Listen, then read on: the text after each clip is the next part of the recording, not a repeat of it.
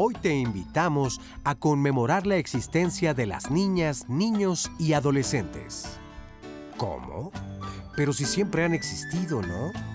Efectivamente, las niñas, niños y adolescentes siempre han estado aquí y a ellos les hemos dedicado cuidados y protección. Sin embargo, también es verdad que durante siglos han sido explotados, maltratados, abusados y en algunos casos hasta se les ha asesinado porque simple y sencillamente los hemos considerado como objetos de nuestra propiedad. ¿Sabías que si tú naciste hace más de 29 años, no tenías una existencia jurídica por ti mismo? Es decir, eras objeto de tutela, pero no sujeto de derecho. Sin embargo, esto cambió cuando el 20 de noviembre de 1989, en la Asamblea General de las Naciones Unidas, se adoptó la primera ley internacional conocida bajo el nombre de Convención sobre los Derechos del Niño. A través de sus 54 artículos se abordan los derechos humanos básicos que deben disfrutar los niños y niñas en todo el mundo. El derecho a la supervivencia, al desarrollo pleno, a la protección contra influencias peligrosas, los malos tratos y la explotación, y a la plena participación en la vida familiar, cultural y social. Asimismo, los 4 principios fundamentales de la Convención son la no discriminación, el interés superior del niño, el derecho a la vida, la supervivencia y desarrollo, y el respeto por los puntos de vista del niño. A partir de la ratificación de su adherencia a esta convención, México ha logrado avances, aunque todavía queda mucho por hacer.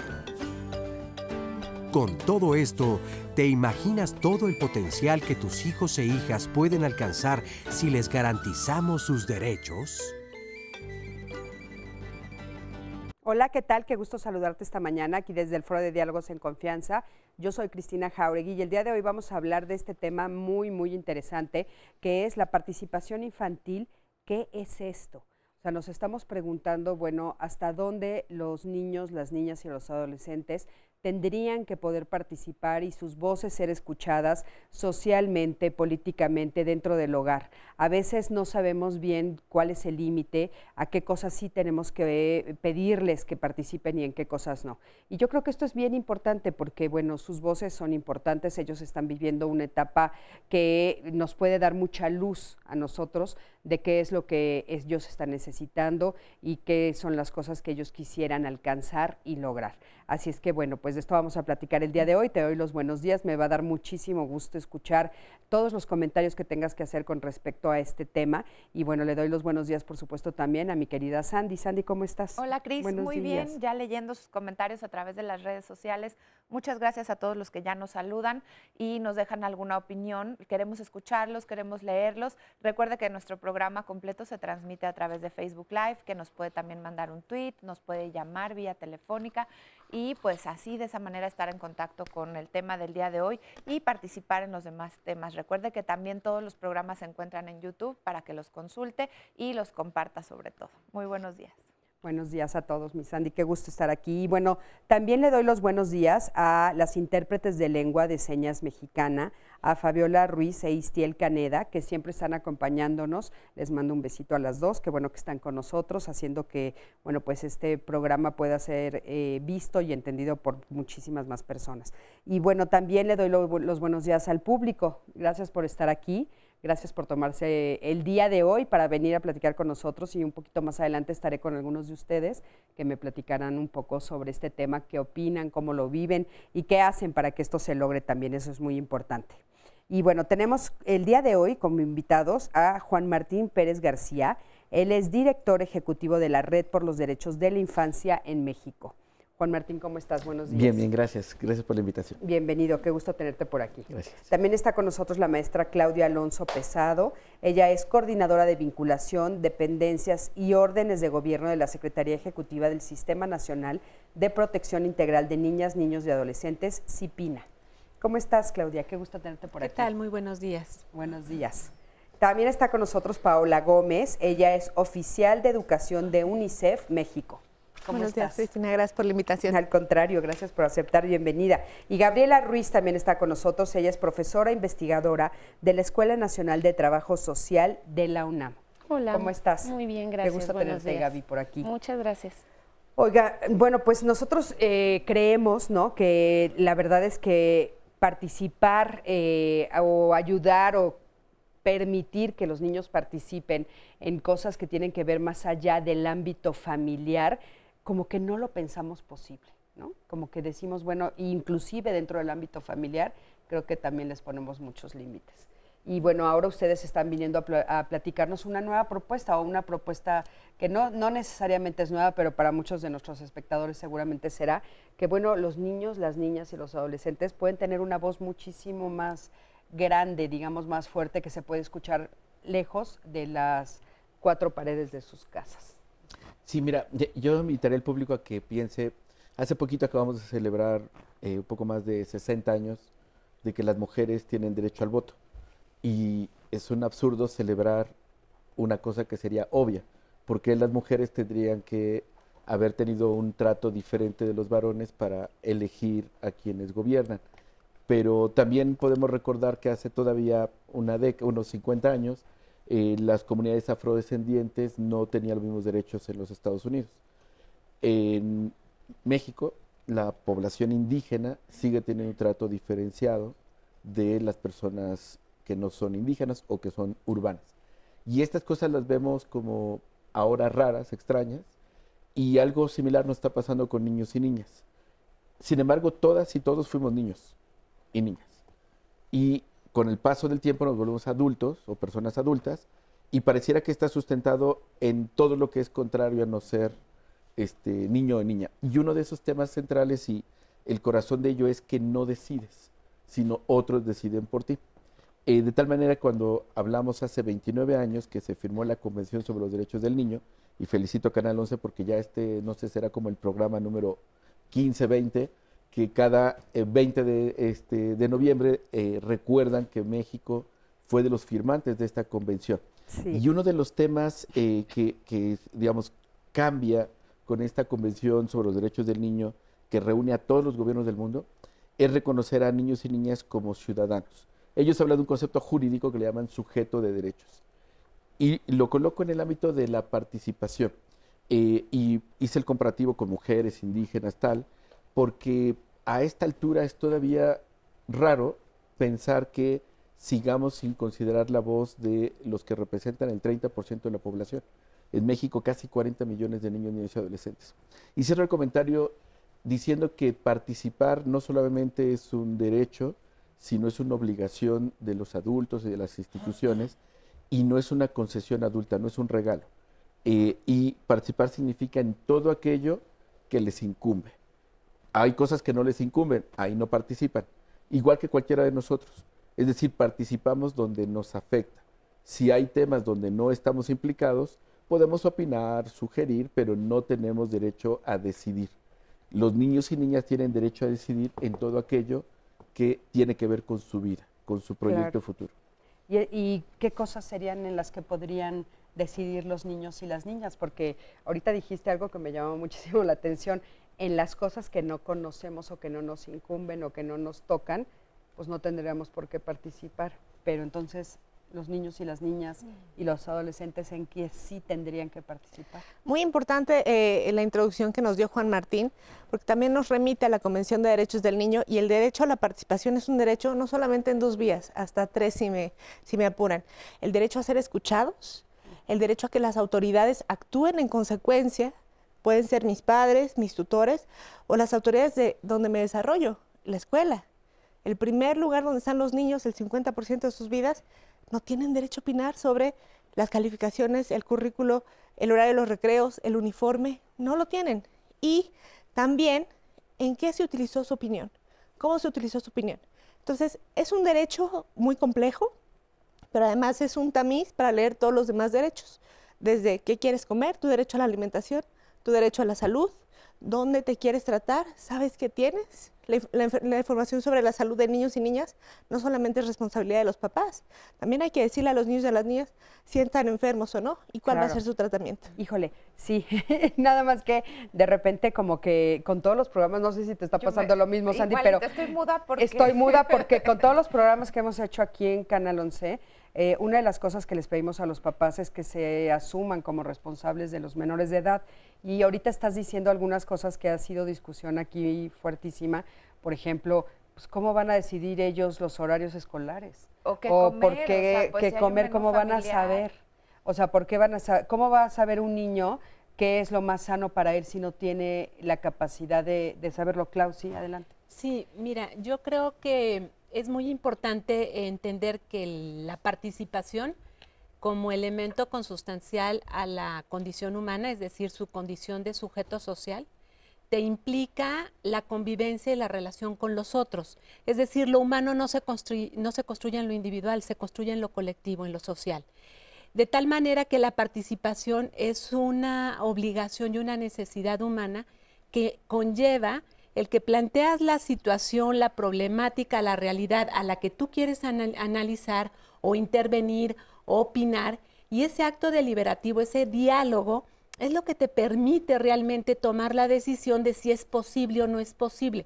Yo quiero hacer un punto en esto, es decir, todas las personas tenemos derecho a opinar, todas tenemos derecho a escuchar y todas tenemos el derecho de participar en grupo para dirimir, para dialogar. Ese es el hecho de la participación, el acto de diálogo para determinar lo que nos conviene en el colectivo, lo que no nos conviene. Por eso el horario escolar, cuando se pregunta, bueno, ¿quién determina? El Estado está determinando los horarios escolares, pero lo importante es que el Estado escuche cuáles son las condiciones de esa población. Y voy a poner un ejemplo concreto que le va a hacer sentido seguramente a muchas mamás y papás que tienen hijos con niñas o niños con discapacidad, en donde sus tiempos y sus horarios tienen que ser diferentes. ¿Por qué razón? La entrada de la escuela de la mayoría de nosotros en cuanto a la velocidad para arreglarte, para vestirte, es, digamos, quienes motrizmente tienen esas habilidades,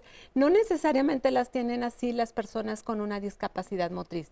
Es decir, el Estado sí tiene que entender los horarios alrededor también del contexto de esos niños y esas niñas. No es lo mismo un niño, una niña que tiene transportes de acceso frente a quienes no tienen transporte accesible. Sí, eso te lo entiendo perfecto, pero te voy a decir, me voy a poner como del otro lado, sí, ¿no? Sí, como mamá, haz de cuenta, porque sí soy mamá aparte. Ok, si tú ahorita haces una encuesta con los niños de la primaria, no importando sus características particulares, si les preguntas si quieren entrar a las 10 de la mañana, todos van a decir que sí. No, claro, por eso el acto deliberativo implica razonar con ellos, y además esa es la formación de una ciudadanía crítica, consciente y con opinión, en donde tú tienes que dialogar con ellos porque entrar a las 10 de la mañana te reduce el tiempo de trabajo, está vinculado a los tiempos laborales, está vinculado al contexto social. Es decir, el derecho privado o el derecho personal de opinar se cruza con el derecho social o el derecho público, el derecho colectivo, que en el acto de la participación se confluyen. Y el participar implica poner enfrente el interés de lo público por lo personal. Ese acto permanente es lo que implica la participación. Y para las niñas y los niños, el adulto tiene que tener, es un reto, nos tenemos que formar, porque tenemos que entender qué significa la edad de 3 años, 4, 5, 6, 7, 8, etcétera, para darles, de acuerdo a sus edades, a su madurez, a su desarrollo, ese proceso deliberativo. No quieras exigir un razonamiento adulto a un niño de 4 años, pero el de 4 años tiene su proceso de razonamiento y de deliberación de lo que le gusta, no le gusta, le disgusta. Y el Estado, un poco profundizando lo que decía Paula, no solo lo vas a escuchar, le tienes que generar los espacios de reunión, porque el acto deliberativo implica eso, el diálogo, el el tema de qué nos conviene o no nos conviene, ¿no? Quizás, si me permiten complementar. Espéreme un ya. segundito, nada más necesito que me acompañen a ver el siguiente sondeo y regresamos contigo y ahorita Vale. seguimos. Acompáñame. ¿Qué entiendes por participación infantil? Que a los niños los dejen participar, que no los excluyan de alguna actividad. La inclusión que tenemos nosotros en el medio social. Es cuando los jóvenes participamos en las decisiones de nuestro entorno. Para que participen los niños en las cosas de la ciudadanía, de la sociedad. Yo entiendo de que todos los niños podemos participar en todas las decisiones que toman también los adultos. Participación infantil es como tomarlos en cuenta a ellos, a preguntarle qué es lo que quieren, qué es lo que desean. Que los niños tienen que participar en ya sea en una encuesta donde puedan ellos decidir qué es lo que piensan acerca de algún tema en especial. Desarrollar sus habilidades, sus aptitudes. Participación sería en lo cultural, en la música. ¿Que participan los niños? La participación infantil pues es cuando nosotros los jóvenes participamos en las decisiones. Cuando participas en las decisiones de algo. Cuando nosotros los jóvenes se nos toma en cuenta nuestra opinión sobre el país. Es darle espacio a los niños para que ellos puedan expresar las situaciones, sus pensamientos, incluso sus inquietudes. Gaby, ¿querías hacer algún comentario al respecto? Sí, bueno, yo quiero decir que participar alude a pertenecer a, y no creo que lo podamos reducir solo a una toma de una decisión en cosas muy concretas. Creo que pensar la participación implica también una manera de crear conciencia, de hacer colectividad. Y el bebé, el niño, la cría, desde que nace, está pidiendo interactuar con el mundo. Está pidiendo, nos da señales a los adultos de qué quiere, cómo lo quiere. Lo que pasa es que a veces en un pensamiento muy de adultos, esperamos a que la participación sea estar en una tribuna, leer un discurso, levantar una mano y decir yo quiero esto o aquello. Creo que en el universo de los niños tenemos que ir más profundo y tiene retos muy grandes. Si partimos que infancia etimológicamente significa el sin voz, pues ya estamos ahí frente a un reto en donde el lenguaje construye. ¿Cómo vamos a hacer para darles voz a los niños y a las niñas desde su propia realidad, conciencia Con eso y nos colectividad? quedamos, regresamos en un momento, estamos en Diálogos en Confianza.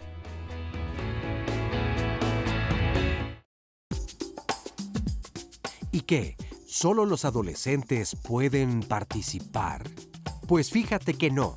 También las niñas y los niños lo pueden hacer, opinando en aquellas cosas que les afectan, al ser escuchados y tomados en cuenta, al poder jugar con sus amigos, cuando se les reconoce su derecho a usar su lengua materna y a expresar sus afectos, incluso cuando las niñas y los niños eligen su forma de vestir, están participando en la construcción de su propia vida. Papá, mamá, abuelos, maestros, adultos. Las niñas y los niños son personas inteligentes y completas, y aunque es verdad que necesitan de un cuidado, acompañamiento y orientación, no quiere decir que sean incapaces de participar en la vida, en su vida. Por eso te recomendamos consultar la Guía de Participación para Niñas y Niños publicada por el Sistema Nacional de Protección Integral de Niñas, Niños y Adolescentes del Instituto Nacional Electoral y UNICEF México. Fíjense qué interesante, ¿no? Y entonces un poco lo que queremos darnos cuenta es cuando en la familia los padres les preguntan a sus hijos su opinión y al final del día no los toman en cuenta, no toman en cuenta su opinión aunque se las permiten, pues bueno, eso tal vez no es participación, o ustedes nos dirán. O cuando un maestro o algún servidor público igual les pide, oye, ¿tú qué opinas? Pero al final los ignoran, ¿no? Entonces, eso no es participación. Gaby, tú te quedaste que nos ibas a explicar, nos estabas explicando cómo darles voz y voto, ¿de qué manera? Es una tarea difícil porque esto implica la relación de los niños con pares y la relación de las niñas y los niños con adultos. Y entonces cambiar estas perspectivas o esta manera creo que es completamente válido cuando nos inquietamos y decimos, bueno, ¿cómo le voy a decir al niño o cómo le voy a preguntar ciertas cosas que se atraviesan por experiencias que yo como adulto me doy cuenta que quizá no son las más benéficas? Por poner un ejemplo, ¿no? Si el niño quiere que le compres determinados zapatos, pero tú sabes que la prioridad es comprarle los zapatos escolares porque tiene que ir a la escuela y no tienes para comprarle las dos cosas. ¿Cómo hacemos como adultos para generar un ambiente propicio en donde el niño se siente escuchado? Porque tampoco es que el papá lo ignore per se, ¿no? O sea, no es que te ignore solo porque te quiero ignorar. A veces hay cosas que median ahí, que no permiten satisfacer los deseos del niño, porque también el niño, por la etapa de desarrollo, pues se va a volver irritable, se va a volver intolerante, porque si no le cumples lo que él desea, puede sentir que no está siendo escuchado. Entonces creo que ahí ayudar a la regulación emocional, decía en la cápsula, no nada más es una cuestión verbal, ¿no? De que el niño hable, el niño también conductualiza. ¿Cómo hacemos nosotros para favorecer el derecho del niño a expresarse emocionalmente, pero desde el conocimiento? A veces estamos tan estresados, tan preocupados por todo lo que cotidianamente nos ocupa, que es difícil poder darles esta participación a las niñas y niños. Creo que en el ámbito doméstico es un terreno, el primario, el fundamental, en donde empieza el niño a experimentar. Y entonces, ¿cómo hacemos para, primero los adultos, los pares, ponernos de acuerdo en la toma de decisiones, en las cosas en donde lo estamos centralizando a él como la prioridad, y luego tomamos en cuenta la opinión y llegamos a esta toma de acuerdos, también dependiendo de la etapa de desarrollo de esta niña y niño? Híjole, qué Tenemos un importante. tuit que podría darnos una idea, dice Angie en Twitter: es importante que vayan tomando decisiones y que participen en los procesos cotidianos. Así se irá formando su criterio. Correcto. Ya podemos ir poniendo algunos ejemplos de lo que decías también tú, Gaby, de lo que es el día a día, ¿no? Desde los zapatos, desde cuando se van a elegir su ropa, lo que decíamos de la alimentación. Sí, y decías que es fácil explicarlo desde 5 puntos. Mira, de la participación. yo solo invitar al público a que cuando pensemos en participación lo veamos, decimos técnicamente, como un derecho llave. O sea, ese derecho nos abre otros derechos, ¿no? Y vean su mano, ¿no? Entonces tenemos derechos asociados. Uno es información, y también es importante que pensemos nosotros como adultos. Si a nosotros alguien nos impone algo, nos estresa, nos enoja, nos parece injusto. Le pasa todo el tiempo a los niños y a las niñas. Si nosotros les damos información, si además permitimos que se hagan un juicio propio, es decir, con esa información científica, laica y digamos, suficiente. Pongamos un ejemplo un poquito más tangible para que... Te pongo el ejemplo con mi hijo cotidiano. El azúcar. A ver, el azúcar. Es un tema cotidiano que batallamos todos los que tenemos hijos pequeños. Entonces, el primero es la información sobre el azúcar. Que le dices... Entonces, cuando hablo con mi hijo Emiliano y le explico sobre el azúcar y el efecto del azúcar, además tenemos en YouTube un montón de videos donde se pueden ver estos efectos, él se va a hacer un juicio propio y va a poder con ello deliberar cuándo sí, cuándo no, en qué formato el azúcar o no. Y eso va a permitir que tome una decisión. Y eso implica que yo ya no me voy a pelear con él si toma soda, si es dulce, chocolate, lo que sea, sino es el azúcar. ¿Qué edad tiene? 7 años. Okay. Y esto es un debate desde los 4 años. Ajá. Y pongo otro ejemplo muy similar. Perdón, sí. Nada más para que nos quede un poquito más claro a los papás. O sea, haz de cuenta, a los 4 años tú empezaste a darle información sobre los beneficios y los no beneficios o los riesgos del azúcar, poco a poco. Pero desde los 4 años ya empezaste a decírselo. Claro, entonces el que él tenga esta información hace que nuestro diálogo y el debate tenga sentido y no sea una imposición. No es el tema adulto de yo como papá te digo que no vas a comer azúcar porque no, sino él sabe, mi decisión está sustentada en una información que él conoce y se autorregula. ¿Qué pasa si él te dice no estoy de acuerdo? Pues puede no estar de acuerdo, pero tenemos un fundamento y una razón en perspectiva de te va a hacer daño. Entonces no puedes tomar azúcar en la noche porque no duermes. Hay cierta cantidad de dulce que puedes consumir o te va a hacer daño. Y llega el rol adulto, de decir, lo siento, en casa no tenemos más dulces.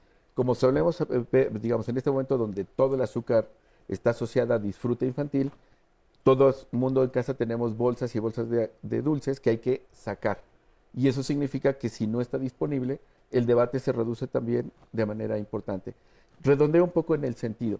Creo que cuando estamos discutiendo con nuestros hijos e hijas, estamos colocando en el centro un tema de información, de opiniones diversas, una deliberación, como explicaba Claudia, y también de decisión y de roles. Entonces yo como padre tengo claro que si tengo todo el azúcar en la mesa y estoy discutiendo con él, no tomes azúcar, es un absurdo. Como adulto tomé decisiones preventivas de evitar que esté una cantidad innecesaria de azúcar en dulces o la presentación que queramos, con la información previa que además estamos trabajando con él, y algo muy importante, el ejemplo familiar. Porque si yo como adulto me saturo de azúcar y le digo al niño no comas azúcar, hay poca coherencia. Y nuevamente regresamos a lo que alguien comenzó aquí. La participación es ser parte de algo, decidimos juntos, vivimos y gozamos juntos ese tema del que estamos discutiendo, como una buena alimentación. De otra manera, estamos solamente ejerciendo un acto de poder con la mesa llena de azúcar diciendo yo tengo el poder para decirte que no. Y eso, por supuesto, que nadie lo vive bien.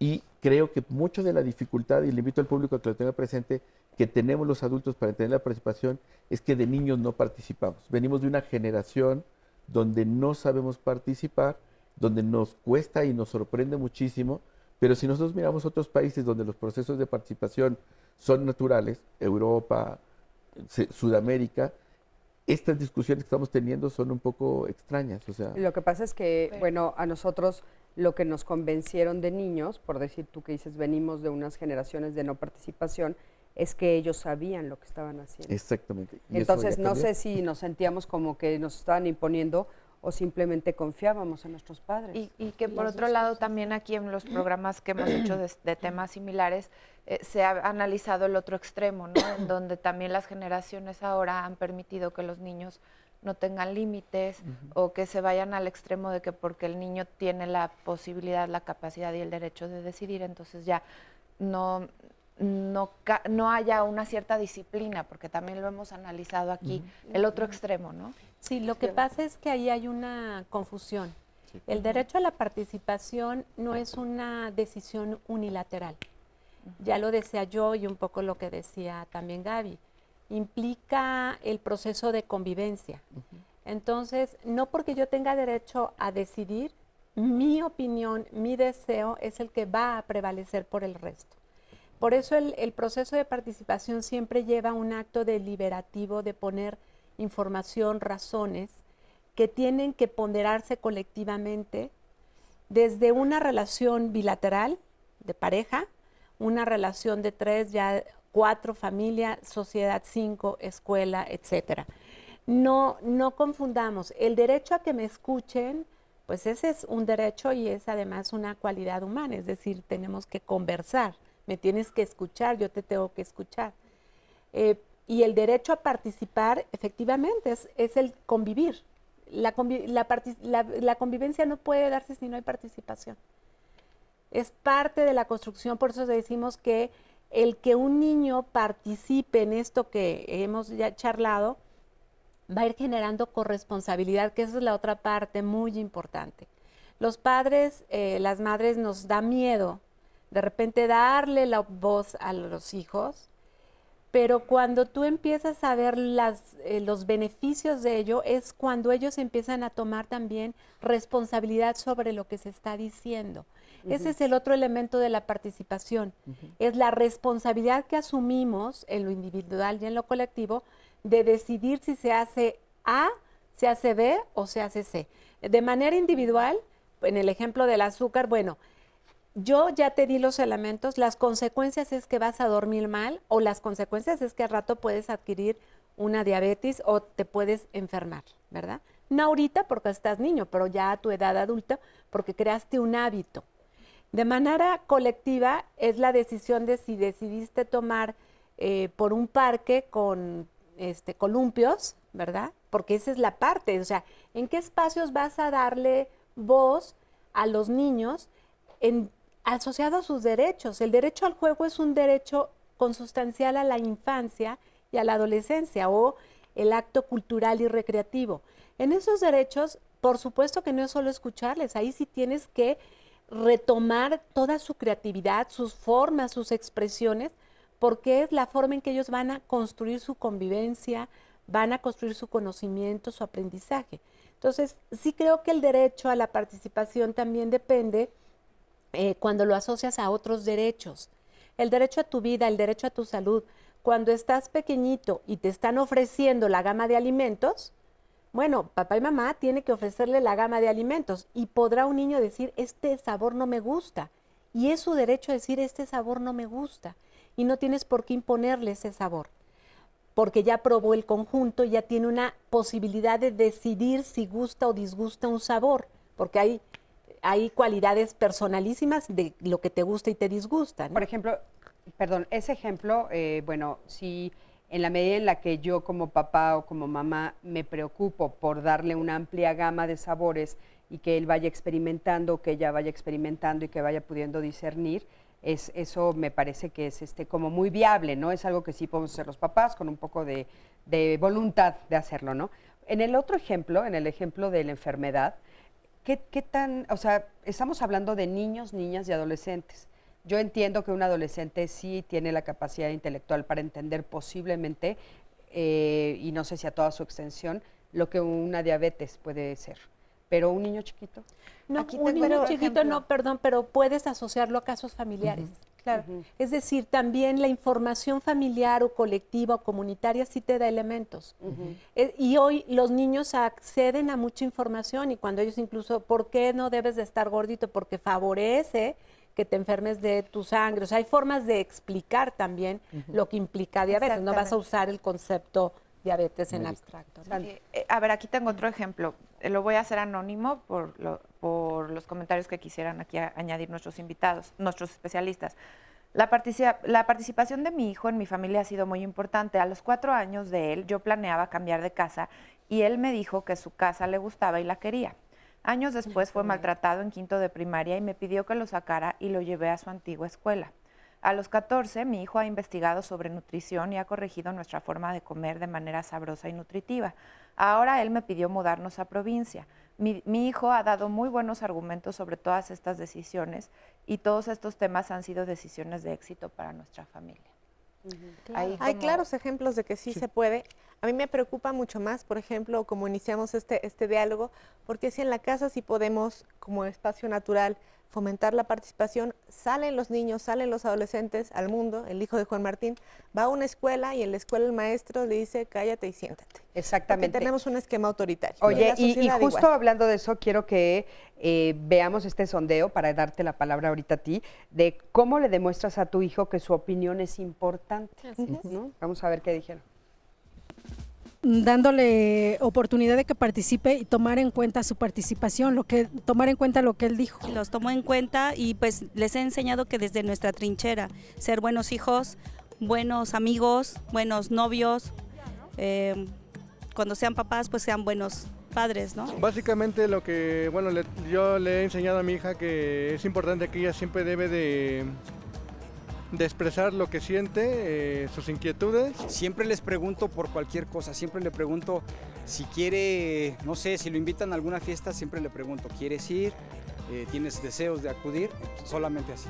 Pues platico con ellos y les digo cómo participan ellos en la escuela, cómo participan ellos con sus amistades, con el círculo que los rodea. Pues le pregunto, o más bien luego no se espera que le pregunte. Él me dice, yo quiero esto. Ok, ya escuchamos a los papás. Aquí estamos nosotros un poco en confusión y estábamos diciendo, Paola, o sea que nos suena, y Sandy y yo coincidimos en eso, nos suena un poco a esta idea de te voy a escuchar pero no te voy a hacer caso. Sí, qué terrible tener esos ejemplos, porque finalmente nosotros como adultos también lo vivimos, ¿no? La forma en que participamos es el día de las elecciones y desafortunadamente como adultos no nos han acostumbrado a hacerlo de otra forma. Nacimos antes de la Convención de Derechos del Niño y nos acostumbraron a que nuestra participación política se reduzca a ese solo momento cada 6 años. No tenemos posibilidad de deliberar, tenemos posibilidad de informarnos, pero nuestras opiniones no llegan a la cúpula de poder, entonces tenemos esa frustración de podemos tener decisiones mejores. Lo mismo con los niños y las niñas es un ejercicio cotidiano de ciudadanía que no empieza solamente si van a votar ahora en la consulta infantil del INE, sino en la casa, en la escuela, en el ámbito de juego, en todos los ámbitos donde se desarrollan, tienen que participar, tienen que deliberar.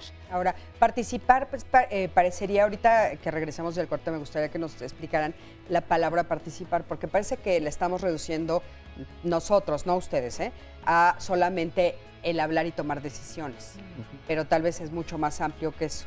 Entonces, para que ahorita de regreso nos digan ustedes exactamente qué es participar. Sandy, ¿quieres leer un Mira, un comentario dice aquí Angie Reyes, estoy de acuerdo que si no les permitimos tomar decisiones desde niños, serán adultos inseguros, incapaces de tomarlas. Somos padres para guiar y prepararlos para la vida independiente y autónoma. Vamos a un corte, en un momentito regresamos. Quédate con nosotros. La consulta infantil es un ejercicio de participación ciudadana, es un ejercicio de formación cívica para niñas, niños y adolescentes. Van a poder ahí dibujarnos, plasmar sus ideas a través de una hoja de expresión gráfica. Es una consulta que tiene por objeto posibilitar el derecho de las niñas y niños a participar. Es para escuchar su voz, para escuchar su opinión y para crear mejores condiciones para ellas y ellos. La consulta trata en esta 8ª edición sobre la igualdad entre mujeres y hombres. Y el planteamiento es obtener la visión de las niñas y niños en términos de cómo ven ellos esas diferencias en torno al sexo, a género, y cuáles son estas barreras que impiden la igualdad entre niñas y niños y adolescentes. Y bueno, al final de cuentas, los resultados de esa consulta se estarán integrando a las distintas instancias que formulan políticas públicas para la niñez y para la juventud, con el objeto de que sean consideradas, estos resultados que sean considerados para contribuir justamente a un desarrollo pertinente de estas políticas públicas y también leyes, desde luego. En realidad es un ejercicio de educación cívica muy potente. Esperamos una participación de 4 millones de niñas, niños y adolescentes que nos acompañan durante 9 días que dura la consulta.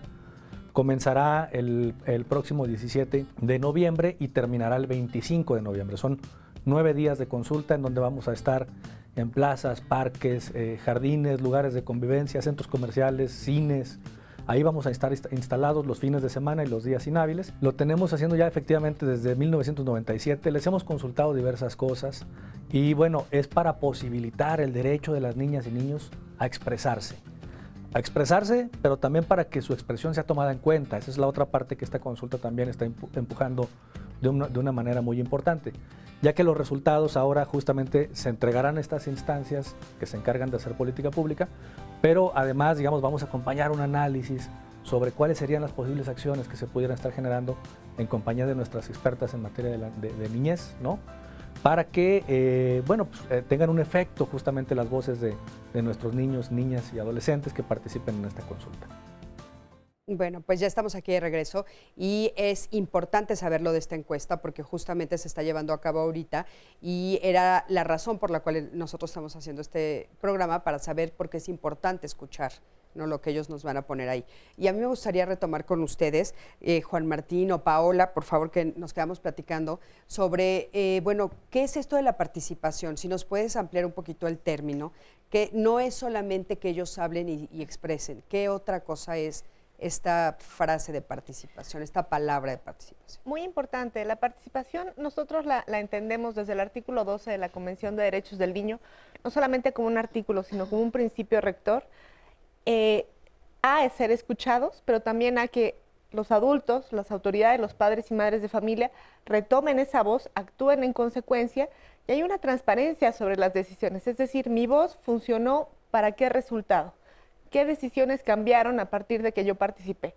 La observación general número 12 del Comité de Derechos del Niño también nos dice cómo deberían ser estos procesos de participación. Deberían ser informados, los adultos que los llevan a cabo tener formación al respecto, tienen que ser también adaptados a los niños, a su lenguaje, a su capacidad de desarrollo y evolutiva, tienen que ser respetuosos, tienen que ser voluntarios, no es así de te toca participar, ándale, levanta la mano, y tienen que tener ciertas características para que esta participación pueda ser efectiva y valiosa, no solamente simbólica, que es lo que estamos acostumbrados tristemente a tener en este país. Claro, importantísimo, muchísimas gracias. Oigan, ya estamos acá de este lado del público y aquí estoy con Omar. Omar, ¿cómo estás? Bienvenido. Hola, muy bien. ¿Tú vienes representando a...? DKT de México. Nosotros tenemos un programa sobre sexualidad en distintas partes del país. Este se llama DKT School y es con lo que ayudamos justamente a encontrar a más chicos que quieran participar en cuanto a la educación de la sexualidad. ¿Por qué es importante para ustedes la educación en la sexualidad? Pues para empezar tenemos un problema de embarazo adolescente, ¿no?, a nivel nacional y de algún modo nosotros queremos que llegue la información a los chicos, pero también que sea muy digerible, y de ahí se desprende un segundo programa que se llama Influencer Junior. encontramos a chicos que están muy interesados en el tema de sexualidad, que les gusta aprender del tema y además se les facilita mucho hablar, ¿no? Hay muchos chicos, adolescentes, que están interesados en que sus compañeros se enteren de los temas. Entonces encontramos a estos chicos, los orientamos de algún modo a darle información y ellos replican la información a sus pares. Oye, entre esto de la participación de niños, niñas y adolescentes, uno de sus derechos es a la información. Así es. Y muchos papás que nos están viendo seguramente de repente brincan con este tema de la sexualidad. ¿Por qué consideras tú que es importante que tengan educación? Bueno, ya lo estaban mencionando un poco antes, la información ayuda a que puedan tener una opinión más integral y que puedan también tomar decisiones sobre ellos y su cuerpo, ¿no? Sobre las decisiones en su vida. Entonces es importante que tengan información, sepan cuáles son sus derechos, sepan cuáles son sus mecanismos para accionar y también poderse defender, incluso ante ese mismo argumento de, oye, no le puedes dar información a mi hijo, y entonces el mismo adolescente les va, o niño o niña les puede decir, no, tengo derecho a esta información. A escucharla. Y aparte la información previene, que eso es bien importante decirlo. Muchísimas gracias, Omar, gracias por estar aquí. Claudia, ustedes han hecho como muchas encuestas en este sentido, ¿nos puedes decir cuáles son los hallazgos a partir de ellas? Sí, por supuesto. Bueno, hemos, en esta lógica de escuchar y de identificar lo que para ellos o ellas puede ser significativo, hemos hecho una primera encuesta o consulta a través de Opina, se llama, es un medio que se pone a través de las redes sociales, y una de ellas fue la de acerca del juego, ¿no? Opina alrededor del juego, otra fue alrededor de el proceso de sismos, se llamó Opina Reconstrucción. Una tercera es a través de lo que se refiere, ¿qué opinas sobre el castigo? O sea, cómo te tratan, se llamaba. Cuéntanos, opina cómo te tratan. Por ejemplo, ¿no? En esa, ¿qué decían?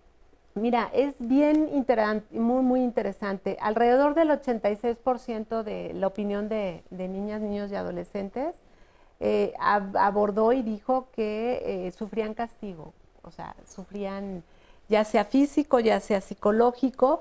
Y esta opinión tiene un referente estadístico de una encuesta nacional, que me parece muy importante, que te dice que alrededor del 63% de niñas y niños opinaron que efectivamente también habían recibido castigo. Entonces, esta opina cómo te tratan, además tiene la virtud de que no solo se levantó en el país México, sino en toda la región de América Central y América del Sur, en el marco de toda una política que se está queriendo construir para poner en evidencia que el castigo corporal no es nada natural y que además esta visión que está trasminada en el marco jurídico, incluso hay leyes todavía en México que te dicen que es posible que tú puedas educar o puedas corregir a tu hijo o a tu hija, o incluso en los espacios escolares,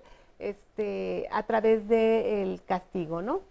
Entonces, o sea, se dice con esas palabras, porque hemos estado discutiendo mucho ya por muchos años la diferencia, ¿no?, entre el castigo y la consecuencia, que es una diferencia abismal. Hay algunas normas que todavía establecen la posibilidad de castigar. De castigar como medida correctiva educativa. ¿Sí? Híjole, qué fuerte. Todavía. Son pocas, pero todavía permea. Y también, aun cuando en el marco jurídico se habla del derecho a una vida libre de violencia, por el hecho de la naturalización que tenemos sobre el que vale la pena una nalgadita para educar, sí está discutiendo en México y en la región de América Latina la importancia de normar expresamente para prohibir el castigo corporal como una medida que vaya tendiendo a transformar esta idea de la naturalización del castigo corporal, aunque en el término del derecho a una vida libre de violencia iría implícito el que no ocupen el castigo corporal o físico, psicológico para educar, pues sí conviene la expresión. Entonces, por ejemplo, me voy a la de Opina Reconstrúyete, cuando se levanta la voz de los niños y alrededor de los sismos sistematizamos esta información y escuchamos cómo a ellos el que sus maestras, sus maestros estuvieran capacitados les daba mucha tranquilidad, o bien que sus escuelas estén bien construidas, ellos dicen que estén fuertes con materiales sólidos, también les da tranquilidad. Si bien es una situación que tú dices, ¿cómo luego la vas a incorporar? Bueno, precisamente se traduce eso, ¿cómo lo estamos traduciendo? En reuniones y acciones que hemos hecho con Protección Civil, con el sector educativo, con Senapred, es decir, las instancias responsables de la Protección Civil y con el sistema educativo en fortalecer lo que deberíamos de tener, pero que no se tenía, debidamente regularizado, que eran los programas de protección escolar alrededor de Protección Civil. Se discute alrededor de cómo fortalecer la visión del riesgo, en fin, es decir, el hecho de que busquemos las consultas de Opina, lo estamos metiendo en las acciones que tenemos por obligación también que construir con las autoridades. Eso me parece muy importante, ¿no? Porque se está viendo de lo macro a lo micro. Empezamos platicando en el programa de lo micro a lo macro, ¿no? O sea, de la familia, como adentro de la familia. Esto claro que impacta a nivel de familia. Oigan, salimos a la calle y les preguntamos a los chavos, ¿tú crees que tu participación es importante para el país? Vamos a ver qué nos dijeron. Acompaña. Yo me siento integrado en la sociedad con parte de mi decisión. Sí, claro, porque así las personas que tienen ese poder de cambiar el mundo directamente, pues toman esto en consideración. Pues para algunas decisiones sí. Sí, porque toman en cuenta mi opinión. Sí, toman muy en cuenta mi opinión para beneficiarme a mí y a mis estudios. Sí, porque todos dicen que los niños son el futuro y pues los niños vamos a crecer y ya con eso ya es importante para el país porque cualquier niño puede ser un presidente, un bombero, un policía. Bueno, muy interesante las opiniones de ellos. Oigan, y a mí me gustaría, ¿nos quieren comentar algo, Clau? ¿Sí? Sí. Ah, dime. Sí, quería comentar que lo que dice el niño es sumamente importante, cómo la visión adulta hemos conducido la visión de la participación para asociarlo a los cargos políticos, al proceso de la participación representativa, por decirlo de alguna manera. Sí, sí, sí. Y lo que el derecho a la participación nos está replanteando es la construcción de la cotidianidad en tu convivencia, que es lo que hoy también México discute en torno a la participación directa o la participación participativa, y que decimos que la democracia está en crisis porque efectivamente nos hemos cargado hacia la participación representativa y no a la participación deliberativa participativa. Y cuando el niño dice, el que nos escuchen, el que tomen mi opinión, claro, él lo refiere a que puede ser presidente, pero bueno, lo importante es que pueda tener esa capacidad de discusión en lo cotidiano, en su vida diaria. Claro, a nivel familiar, a nivel escolar. Y el otro elemento que me parecía que faltaba poner sobre la mesa es que la participación tiene otro principio, que es la exigibilidad. Al ser un derecho, tienes que lograr establecer los mecanismos de exigibilidad del derecho a la participación. Claro. Sí, adelante, por favor, sí, Juan Martín. Mira, yo invitaría al público a que piense que a los adultos, sobre todo, nos conviene que los niños, las niñas y los adolescentes participen. Porque esto hace que, digamos, nuestra tarea educativa sea mucho más eficaz. La participación, hay evidencia científica, estimula estilos de vida saludables. La participación desarrolla habilidades cognitivas, la participación desarrolla habilidades de protección de niños, niñas y adolescentes. Y si estamos muy preocupados porque los niños y niñas son víctimas de abuso sexual, 8 de cada 10 casos tristemente ocurren en espacios de protección, la casa, la escuela, la iglesia, el centro deportivo, la mejor forma de resolverlo es que los niños y niñas participen, porque van a tener mucha más información, van a tener más interacciones, van a tener muchos más espacios donde detectar cosas anormales o de riesgo, y creo que los niños y niñas que participan y que forman parte de muchos procesos en México y en América Latina, son precisamente los que están más protegidos. O sea, la participación es un entorno de seguridad y me gustaría invitarles también a que nos miremos como adultos. ¿Cuándo estamos protegidos? Cuando estamos con los demás, cuando estamos en procesos de participación. Las mujeres que ahora se protegen frente a la violencia machista la están haciendo en grupo, crean tribus, crean grupos de WhatsApp, aplicaciones para comunicarse.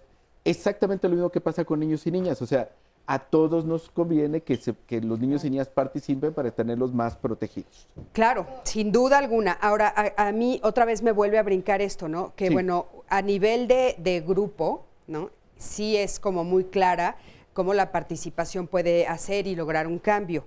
Me voy a regresar a nivel de familia y Gaby, si quieres comentar esto, por ejemplo, ¿por qué a los papás y a las mamás nos da como mucha inseguridad y creemos que perdemos autoridad cuando damos esa participación, cuando permitimos esa participación? Es como la primera reacción, ¿no? O sea, los maestros, por supuesto, también en las escuelas. Es que si les permito participar, es que si les permito que levanten la voz, se me van a salir del huacal, ¿no? Dicen los papás, no me van a ya no me van a respetar. En las escuelas, como estabas diciendo, Paula, ¿no? O sea, en la casa algunos papás, como el ejemplo que nos puso Juan Martín, lo pueden hacer, y llegas a la escuela y te encuentras con un profesor que no, que en el fondo es miedo a perder la autoridad. Así, Gaby, adelante. Sí, yo creo que esto que apuntas es muy cierto, el temor a perder la autoridad y con ello perder el control no nos gusta en general, nos amenaza la estabilidad. Creo que el problema no es en sí mismo el que si le permito o no al niño, entender que la participación es un medio, no es un fin, y entender que si yo se la ofrezco con límites, el niño también va a estar seguro. Me parece que esto que se está apuntando es súper importante. Cuando hablamos de la percepción del niño frente a su educación, está presente el uso del golpe o el uso de la nalgada o el uso de la grosería o etcétera, ¿no? Quizá, bueno, sí, puede ser que haya ese contexto. ¿Cómo hacemos para revertir la moneda y que el niño se sienta protegido? Porque los límites, y empezaba yo un poco hablando de eso, son una forma de amor. Es la manera más certera que el niño va a tener. No puede hacer lo que él quiera, porque hay un mundo afuera, un mundo social en donde él tiene que aprender a regularse y a contenerse. Si nosotros le establecemos los límites claramente desde el hogar, cuando el niño salga afuera va a poder acatarlo, no desde una perspectiva sumisa ni de obediencia, sino desde un entendimiento de hay reglas, hay límites, y por ejemplo, el juego es el medio más padre para hacerlo. Cuando tú te sientes a jugar lo que sea, turista mundial, a la cuerda, hay reglas. Hay reglas. Entonces, ¿cómo hacemos para, en ese vocabulario, en ese lenguaje, sentar estas bases? Muchísimas gracias. Vamos a un corte. En un momentito regresamos. Quédate con nosotros. Estamos en Diálogos en Confianza. Porque a esta altura es todavía raro pensar que sigamos sin considerar la voz de los que representan el 30% de la población. Participar no solamente es un derecho, sino es una obligación de los adultos y de las instituciones, y no es una concesión adulta, no es un regalo. El derecho a ser escuchados, el derecho a que las autoridades actúen en consecuencia, pueden ser mis padres, mis tutores o las autoridades de donde me desarrollo. El primer lugar donde están los niños, el 50% de sus vidas, no tienen derecho a opinar sobre las calificaciones, el currículo, el horario de los recreos, el uniforme. La información sobre la salud de niños y niñas no solamente es responsabilidad de los papás, también hay que decirle a los niños y a las niñas si están enfermos o no. La participación como elemento consustancial a la condición humana, es decir, su condición de sujeto social, te implica la convivencia y la relación con los otros. El derecho privado o el derecho personal de opinar se cruza con el derecho social o el derecho público o el derecho colectivo. Si partimos que infancia etimológicamente significa el sin voz, pues ya estamos ahí frente a un reto en donde el lenguaje construye. Entonces creo que ahí ayudar a la regulación emocional, decía en la cápsula, no nada más es una cuestión verbal, ¿no? De que el niño hable, el niño también conductualiza. Si a nosotros alguien nos impone algo, nos estresa, nos enoja, nos parece injusto. Que tenemos los adultos para tener la participación es que de niños no participamos. Venimos de una generación donde no sabemos participar. El derecho a la participación no es una decisión unilateral, implica el proceso de convivencia. Entonces, no porque yo tenga derecho a decidir, mi opinión, mi deseo es el que va a prevalecer por el resto. Papá, mamá, maestras y maestros, abuelos y abuelas, todos los adultos de México, escuchen con atención. ¿Se han dado cuenta que cuando hablamos de los adolescentes es para quejarnos de que no se comportan como adultos? Les pedimos que participen, que opinen, que den soluciones, pero cuando opinan y deciden, no los dejamos actuar porque pensamos que son inmaduros y de soluciones simplistas. ¡Qué contradicción pedirles que participen y no dejarlos actuar! Es como decirle a un pájaro que no vuele o al sol que no brille. Por eso, el INE, CIPINA y UNICEF México colaboraron para crear la Guía de Participación para Adolescentes, en donde se afirma lo siguiente: la vida social de todas las personas, incluidos los y las adolescentes, se construye mediante acuerdos, decisiones y diálogo. En este sentido, la participación se expresa formando parte de algo y mediante el interés, la reflexión y la toma de decisiones para llevar a cabo acciones para lograr objetivos comunes. Y no creas que la participación de las chicas y los chicos queda en las cuatro paredes de su casa. Fíjate, tienen derecho a participar con las personas con las que viven, en la escuela, en la comunidad, en la decisión de lo que quieren hacer con su tiempo libre, en los medios de comunicación, en el cuidado de su salud y en su seguridad. La virtud de esta guía de participación para adolescentes es que nos invita a no dejar que los chicos y chicas se queden callados y quietos. Pidamos y escuchemos su opinión, hagamos que se involucren, promovamos su participación y veremos todo lo que los y las adolescentes aportan a nuestra sociedad. Qué interesante, ¿no? Escuchar esto, y por supuesto que es importante la participación. Y hablando de eso, aquí tengo a Leo. ¿Cómo estás, Leo? Buenos días, aquí estoy bien. Qué gusto tenerte aquí. ¿Qué edad tienes? 18. 18 años. Oye, me estabas comentando que sí vas a ir a votar, a responder en la encuesta. Sí, yo siento que es una oportunidad muy buena para que los jóvenes de mi edad y más chicos, los niños, podamos participar en las decisiones que toman nuestras autoridades, porque como han estado comentando, por lo general los padres dicen, sí, participa y tomamos en cuenta opinión, pero tal vez nada más lo dicen porque no sienten que no tenemos el criterio suficiente para opinar. ¿Tú crees que te van a hacer caso en esa encuesta? Pues, ¿sientes que va a valer la pena? Espero que sí, porque así podemos enseñarles que con toda la información que tenemos hoy en día, tenemos suficiente criterio para opinar en las decisiones importantes. Leo, ¿cómo te enteraste de la encuesta? Lo vi en un comercial en la televisión, en el Canal 11, y en una estación de radio. Muy bien. ¿Y eso te hizo tener ganas de ir a participar? Sí. Muchísimas gracias, Leo, qué bueno. Mi Sandy, adelante. Ay, Paola, perdón. Sí. Cristina, nada más brevemente, tan importante es tener ejercicios de consulta y de participación puntual como que las y los adolescentes construyan esto. Nosotros desde UNICEF, con CIPINA, con el INE, ayudamos a que las adolescentes, justo algunas de las que están aquí el día de hoy, construyeran los contenidos de la consulta. Entonces no es nada más, yo adulto le pregunto al niño o a la niña y con esa información yo tomo decisiones. Sino claro, ellos y ellas también nos tienen que decir cómo preguntarles, en qué lenguaje es amigable, es pertinente y para qué va a servir esa información. El reto ahora es saber si los resultados de la consulta se van a implementar en política pública y qué va a cambiar a partir de lo que lo señalen. Oye, ¿nos puedes decir, por ejemplo, una de las preguntas que te sugirieron ellas hacer y que sí se tomó en cuenta? Nos decían, sobre todo en el tema, las adolescentes, desde el inicio, el sexo femenino o masculino. Podemos considerar a otras diversidades en esa pregunta inicial. ¿Tú te consideras hombre o mujer? ¿O hay otras cuestiones que tenemos que analizar también para ver a las diversidades de la juventud en México? Mira, qué interesante y qué revelador. Sandy, adelante, por favor. Les quería compartir, les compartí ya en Twitter, lo retuiteé aquí los porqués de la participación infantil que nos compartió Juan Martín, en donde dice es muy importante porque tiene beneficios psicológicos, habilidades sociales y protección de riesgos, y está todo el documento para que ustedes lo puedan ahí descargar y consultar. Y en algunos comentarios de lo positivo que puede llegar a ser la participación, como decías, Cris, desde lo más pequeñito, desde la familia, hasta cuando hablamos de un país en general. Nos dice, por ejemplo, Bonnie Abadía, incluir a los niños en las decisiones que se toman en el ámbito familiar les aumenta la autoestima, hace que se sientan felices e importantes para sus consanguíneos y también dan cimientos para mejorar su estabilidad emocional y prepararlos para el futuro. Una mujer nos dice su experiencia, dice, yo vengo de unos padres autoritarios y por lo mismo he sido muy insegura siempre, esto me ha causado conflictos en mi matrimonio y relaciones. Decidí que a pesar de las críticas familiares, voy a educar a mis hijos diferente, donde se les ha tomado en cuenta en sus gustos, poder expresar sus opiniones, llegar a acuerdos entre nosotros como padres e hijos.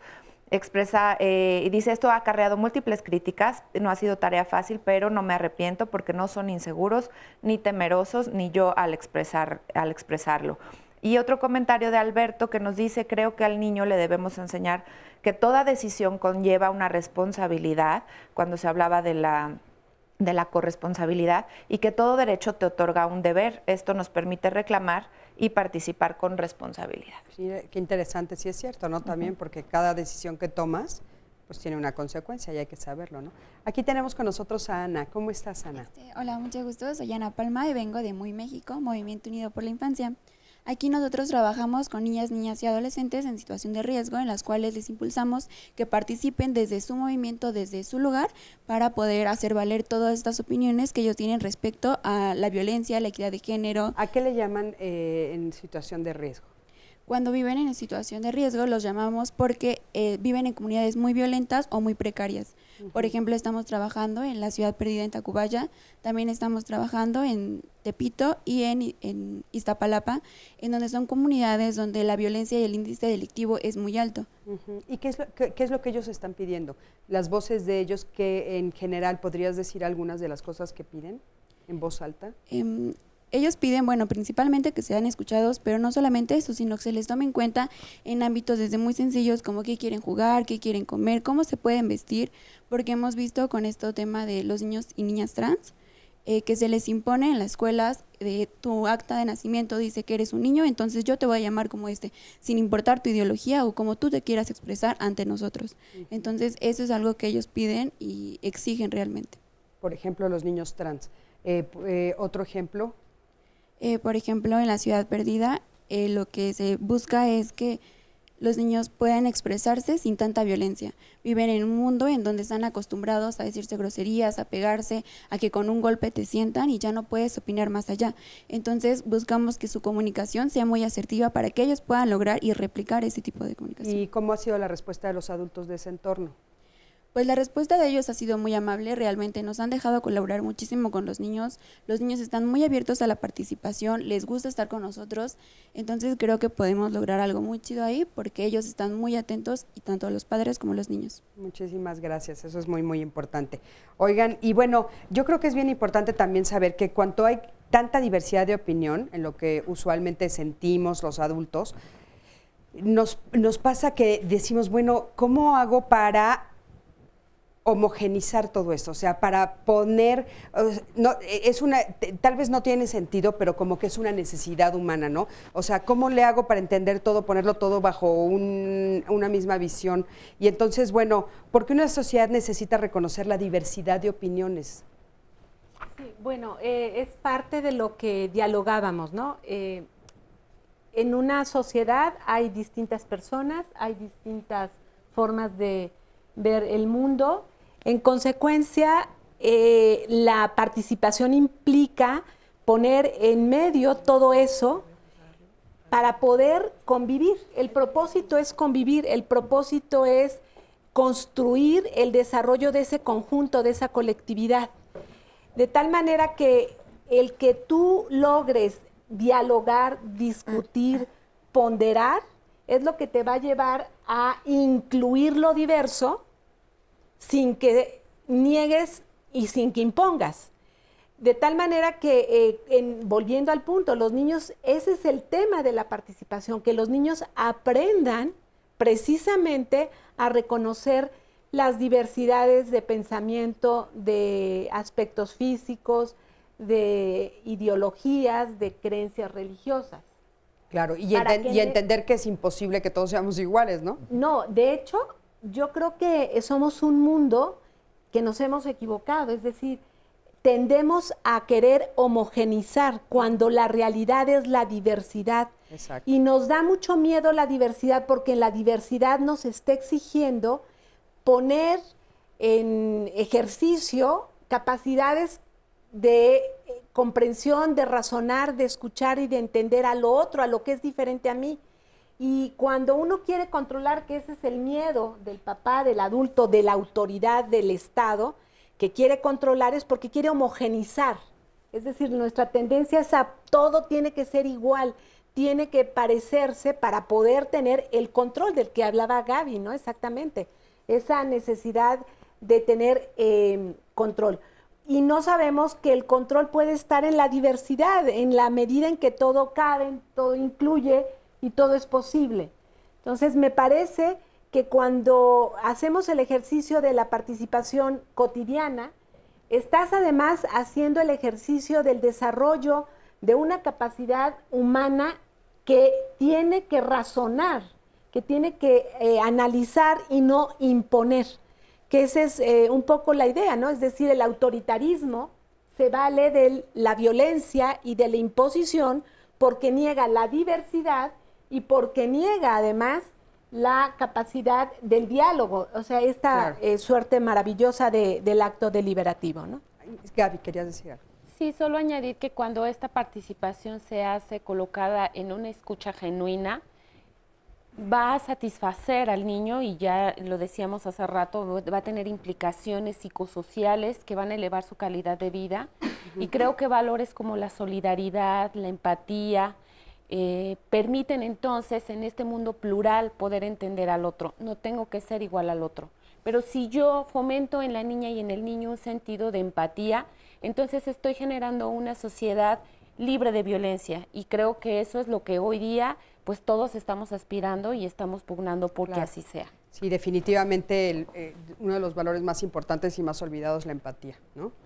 Y habilidad, aparte de valor. Adelante, por favor. Mira, suelo invitar al público a que cuando piensen en derechos humanos, no lo piensen solo en una lógica de leyes o papeles, o incluso esa frase famosa que solo sirve para proteger delincuentes. Los derechos humanos tienen que ver con nuestra vida cotidiana, con nosotros. Claro. Entonces, pensamos en tres cosas básicas de los derechos humanos. Lo primero tiene que ver con la dignidad personal.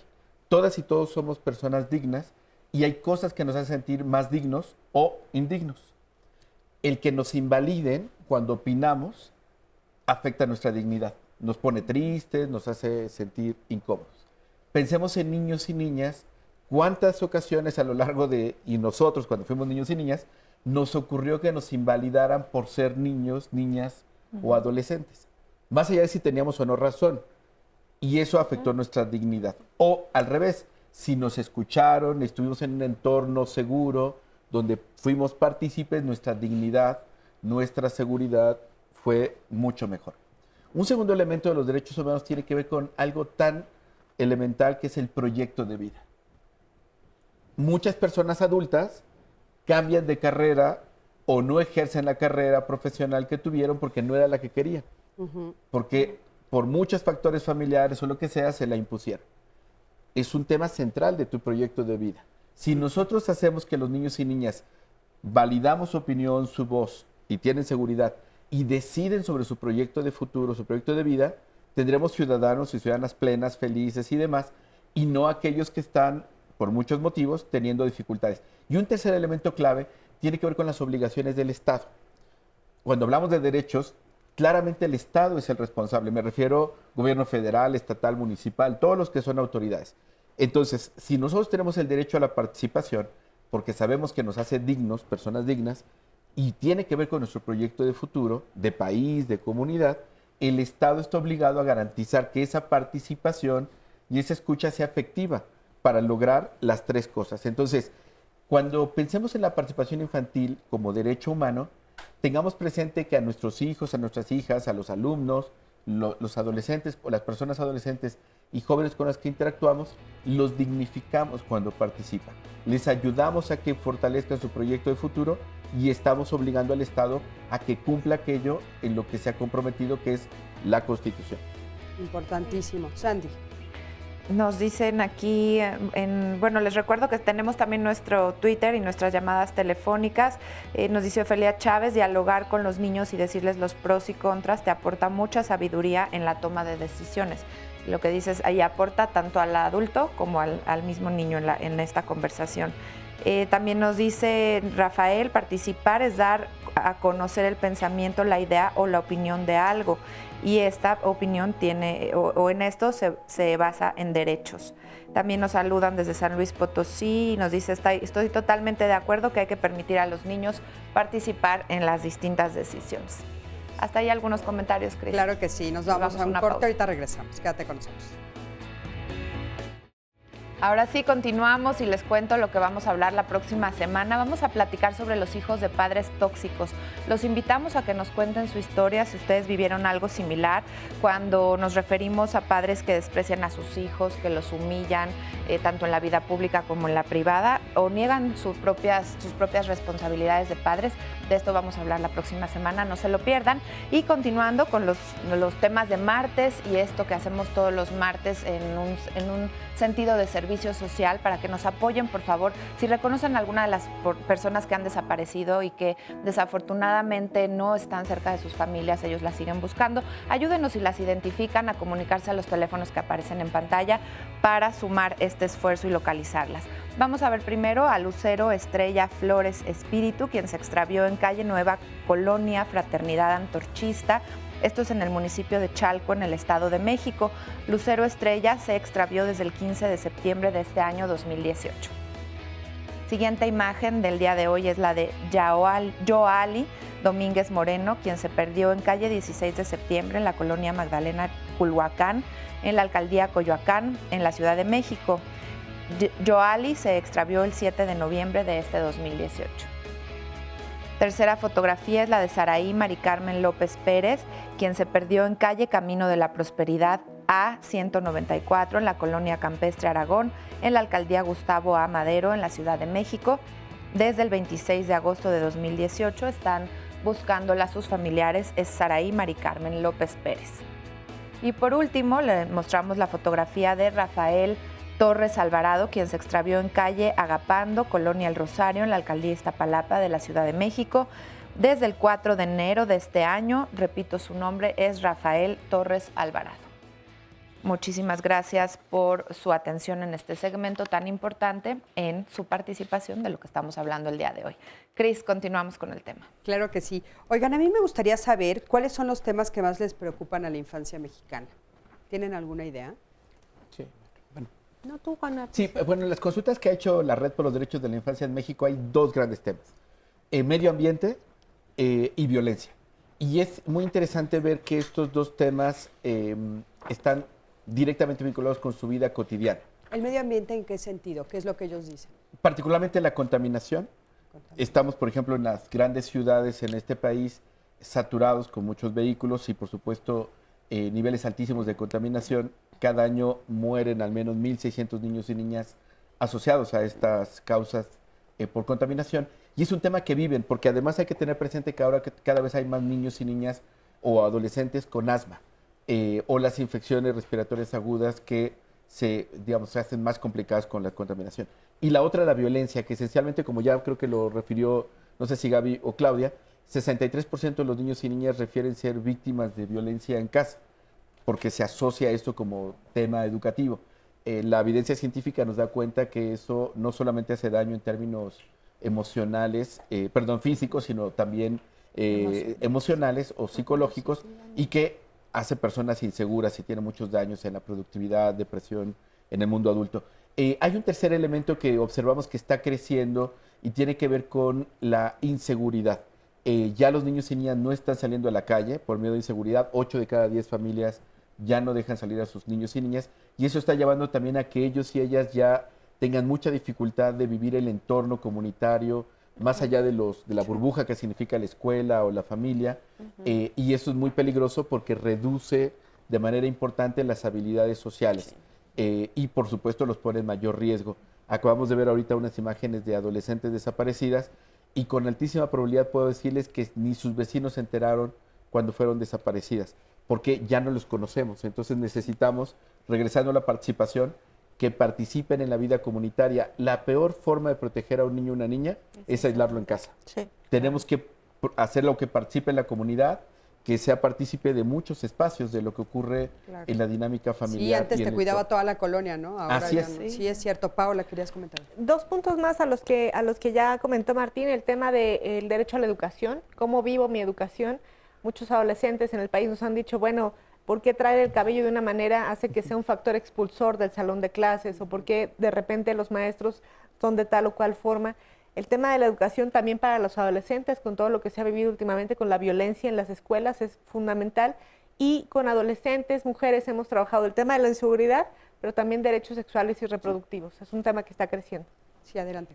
Sí, cuando te ubicas, por ejemplo, en el sector indígena, hicimos un proceso junto con la CDI hace 2 semanas y fue muy importante escuchar que para esos adolescentes y esos niños el interés mayor era asegurar alimento y para ellos asegurar su salud. Era lo más importante. Entonces yo creo que sí, la estratificación de este país y la diversidad nos podría poner otros temas, aunque el tema de la violencia es un tema que sí arrasa y arrastra a todos los sectores de la sociedad. Oigan, ¿y cuál sería el modelo de niños que estamos queriendo tener?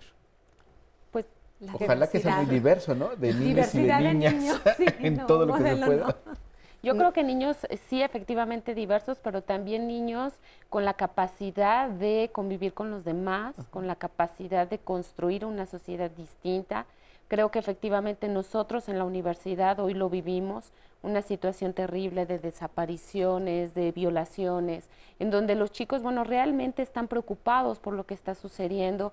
Nada menos generó una marcha en donde salieron a manifestarse y creo que eso de alguna manera les dio a ellos un sentido de pertenencia, les dio un sentido de colectividad y eso, si lo sabemos encauzar, puede generar, puede llevar a un buen resultado.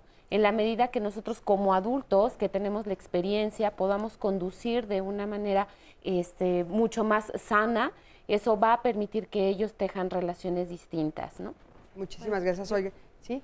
¿Querías decir algo, Clara? Sí, nada más yo pensaría asociado a este tema de hoy, niños y niñas que garanticen su participación, la hagan efectiva y la exijan, y también niños y niñas que promuevan el proceso de discusión entre ellos como un proceso también formativo, que lo aquilaten y cuestionen valorativamente esto en la construcción de su futuro.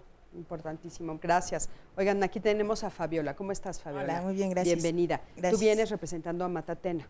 Platícanos qué es eso. Bueno, la Matatena, Asociación de Cine para Niñas y Niños AC, es una asociación que impulsa la participación desde el ámbito cultural y artístico. Una de las principales actividades que realiza la Matatena es el Festival Internacional de Cine para Niños y No Tan Niños, que este año cumplió 23 años. Este festival proyecta cortometrajes, largometrajes, documentales y cortometrajes realizados por niñas y niños, realizados por profesionales también, y están en competencia. Dentro del esquema del festival se contempla un jurado infantil que es quien se da la tarea de ver todas las películas y otorga un premio a lo que consideran lo mejor en cada una de estas categorías. ¿Y qué es lo que ustedes están buscando al permitir que los niños participen desde que son niños y niñas y adolescentes? Bueno, en principio, que sean escuchados, que se tome en cuenta su opinión, que dejen de ser espectadores y se conviertan en hacedores, y esto lo hacemos también a través de talleres de animación, en donde en colectivo niñas y niños y también ya adolescentes realizan cortometrajes de animación desde la creación de las historias, los diseños y creaciones de personajes, escenografías, y llegan al proceso de animar cuadro por cuadro. Nosotros buscamos que fomentar su derecho a ser escuchados, su derecho a la información, ¿no? A la libertad de pensamiento, de expresión y su derecho a la cultura y Muchísimas gracias, Fabiola. Y bueno, por supuesto podemos encontrarlos en las redes sociales y también en las redes de diálogos vamos a poner el link para que lo puedan encontrar. Y tenemos por acá a Ana. Ana, ¿cómo estás? Bienvenida. Hola, muchas gracias. ¿Tú vienes representando? Yo vengo representando a Enseña por México. Nosotros fomentamos la participación dentro y fuera del aula. Trabajamos en escuelas de alta necesidad alrededor de la República Y lo hacemos desde la primera infancia hasta la adolescencia, porque creemos que hasta los niños de 0 a 3 años tienen la posibilidad de elegir y de participar, porque si nosotros les damos la elección, creo que nosotros hemos encasillado a los niños en ser los líderes del mañana, del futuro, y en eso solo los volvemos sujetos en potencia. Lo que tenemos que hacer es decirles que ellos son los líderes de hoy. Hoy tienen la posibilidad de hacer el cambio. Entonces, si ellos se vuelven parte de su educación, de llegar temprano a clase, o sea, porque va más allá de si solamente estoy en el salón de clase, sino también cómo estoy en el salón de clase, cómo estoy aprendiendo, cómo me relaciono con los otros. En el momento en el que yo me empodero como niña, como niño, como adolescente a hacer esto, entonces voy a hacer más, ¿no? Voy a crear proyectos, me voy a relacionar con el otro porque me veo como un líder de hoy. Hoy puedo decidir y hoy puedo hacer. Y eso es lo que Enseña por México quiere hacer dentro y fuera del aula. Muchísimas gracias. Gracias, Ana. Qué importante. Sandy, adelante. Miren, de las llamadas telefónicas, muchas gracias por todos sus comentarios de antemano. Y dice aquí Francisco, sí sabemos los derechos de los niños, pero entonces, ¿por qué no los aplicamos? Si vamos en la calle, hay muchos niños y dice, como hay derechos, también hay obligaciones.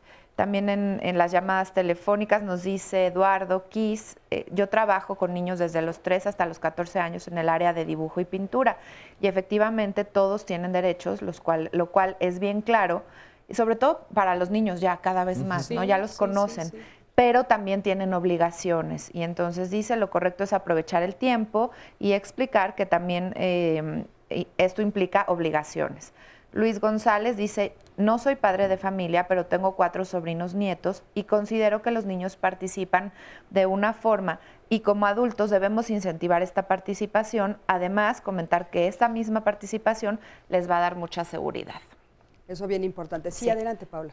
Un comentario que creo que es relevante también para el público que nos está viendo en casa es el tema de la correlación entre derechos y obligaciones.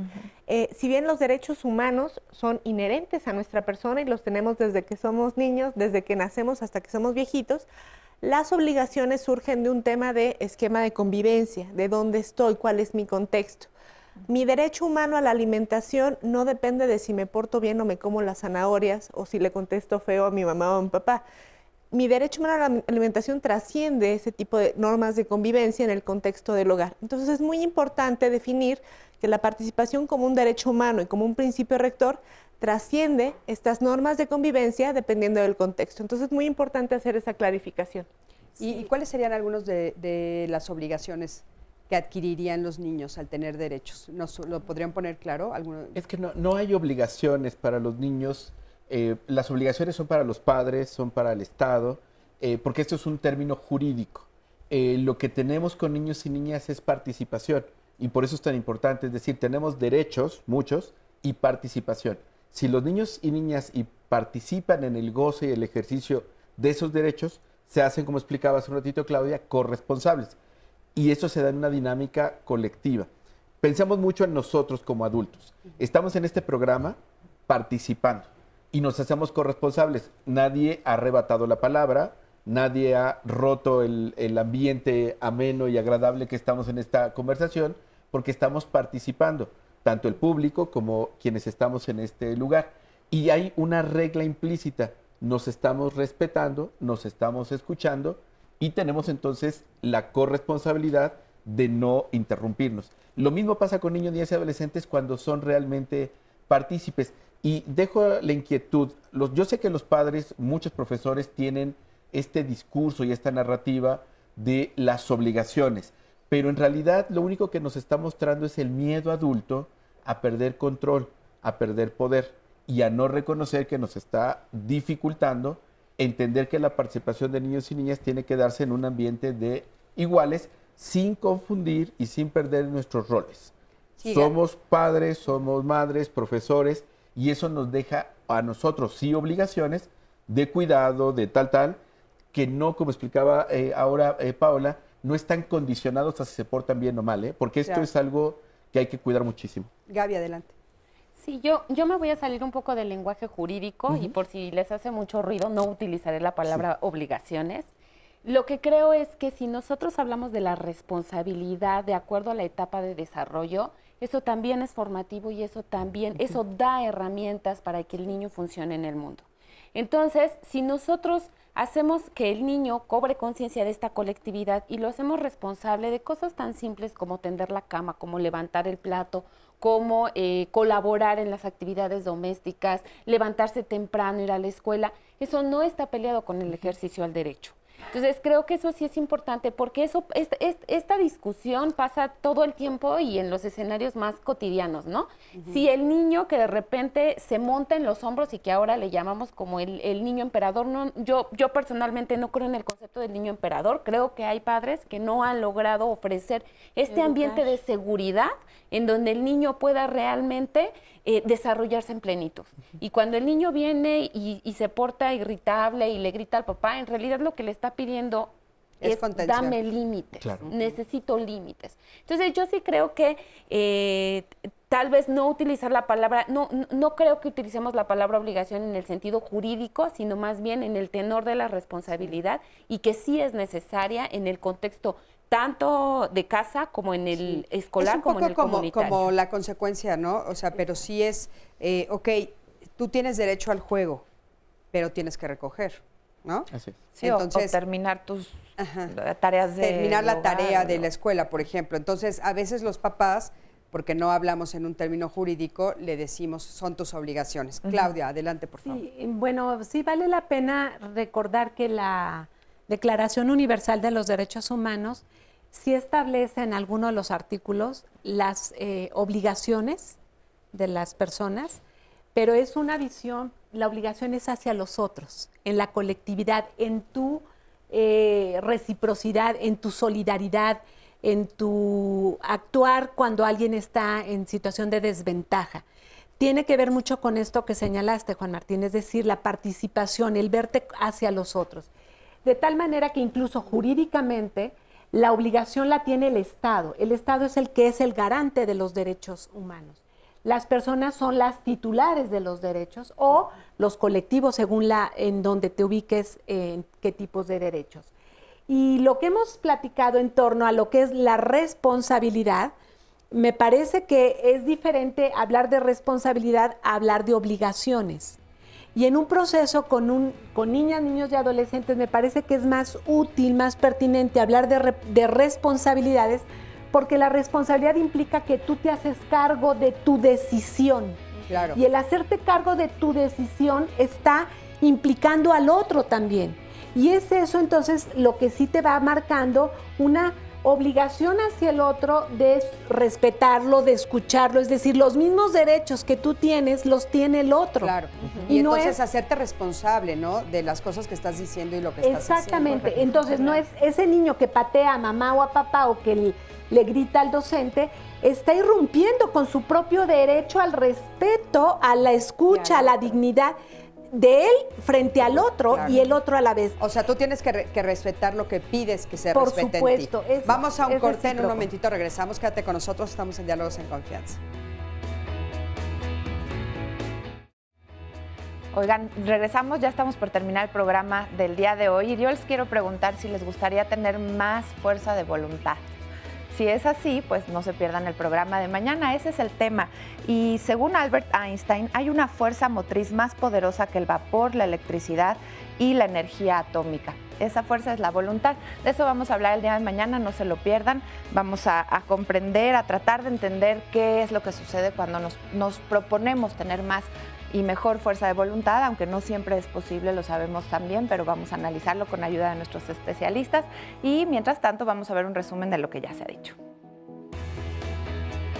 Muy importante, la participación nosotros la entendemos desde el artículo 12 de la Convención de Derechos del Niño, no solamente como un artículo, sino como un principio rector. Deberían ser informados, los adultos que los llevan a cabo, tener formación al respecto, tienen que ser también adaptados a los niños, a su lenguaje, a su capacidad de desarrollo y evolutiva. El 86% de la opinión de niñas, niños y adolescentes abordó y dijo que sufrían castigo. La mejor forma de resolverlo es que los niños y niñas participen, porque van a tener mucha más información, van a tener más interacciones, van a tener muchos más espacios donde detectar cosas anormales o de riesgo. Creo que esto que apuntas es muy cierto, el temor a perder la autoridad y con ello perder el control no nos gusta en general. Entender que la participación es un medio, no es un fin. Y entender que si yo se la ofrezco con límites, el niño también va a estar seguro. Aunque los niños aprendan precisamente a reconocer las diversidades de pensamiento, de aspectos físicos, tendemos a querer homogenizar cuando la realidad es la diversidad. Se vale de la violencia y de la imposición porque niega la diversidad y porque niega además la capacidad del diálogo. Y creo que valores como la solidaridad, la empatía, permiten entonces en este mundo plural poder entender al otro. Pero si yo fomento en la niña y en el niño un sentido de empatía, entonces estoy generando una sociedad libre de violencia. Pensamos en 3 cosas básicas de los derechos humanos. Lo primero tiene que ver con la dignidad personal. Tengamos presente que a nuestros hijos, a nuestras hijas, a los alumnos, los adolescentes o las personas adolescentes y jóvenes con las que interactuamos, los dignificamos cuando participan.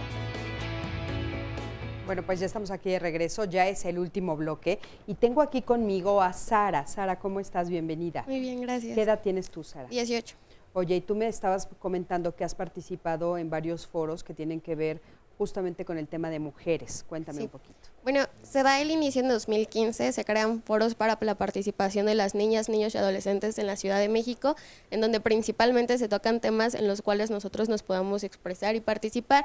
De ahí se da una idea y se hace una propuesta, que es que exista la Escuela de Formación de Liderazgos Adolescentes de la Ciudad de México, que es una propuesta llevada por UNICEF y el Instituto de las Mujeres, en donde se nos da información acerca de diversos temas de derechos humanos a las chicas, y en base a eso, nosotras a final de la escuela se genera un foro de participación donde las autoridades escuchan todo lo que ya tenemos de información, participamos y se generan políticas públicas para que nosotras podamos disfrutar de estos derechos de manera libre. Es importante que las autoridades sepan que los niños, niñas y adolescentes tenemos todo el derecho a participar y que somos muy conscientes de ello si tenemos la información adecuada.